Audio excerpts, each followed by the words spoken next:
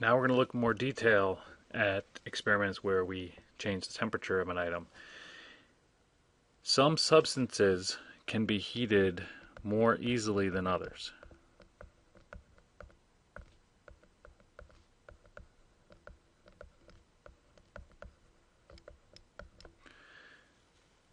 So for example, say you have a metal pot with some water in there. You start heating it up and the metal pot gets very hot, but the water hasn't changed its temperature very much.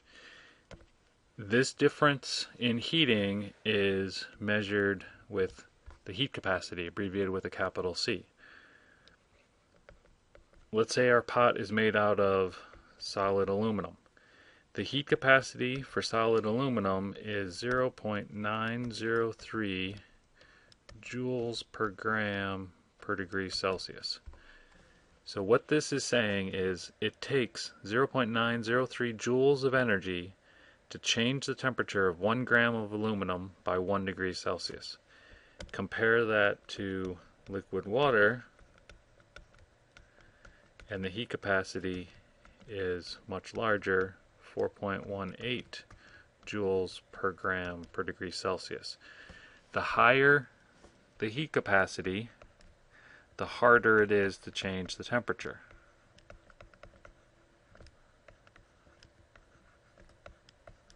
The temperature of water in a lake does not change nearly as much as the temperature of the air around the lake.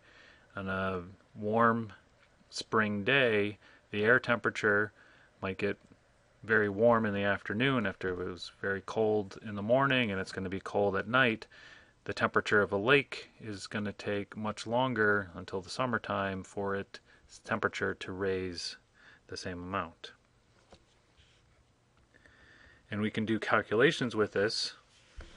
Let's say we wanted to figure out the number of joules of heat it takes to raise the temperature of 300 grams of water from 25 to 100 degrees Celsius. The equation we need is Q is equal to M times C times delta T, where Q is the abbreviation for heat, M is the mass, C is the heat capacity that we just saw, and delta T, change in temperature that we have already seen.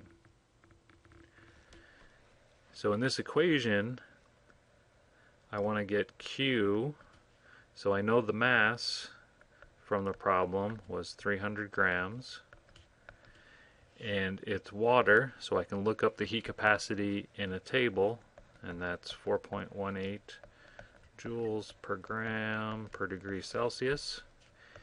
And then be careful when you plug in for delta T, because you have two ways to do it. Remember, the correct way is always final minus initial. So we want to end at a final temperature of 100. The initial was 25. So in this case, delta T is a positive number. The heat capacity C is always a positive number, and the mass is a positive number. So in this example, we're going to end up with a positive answer for Q. When I multiply through, notice the units, degrees Celsius cancel, grams cancels, and we're left with joules, which is what we want, and we get a positive 9.41 times 10 to the 4th joules.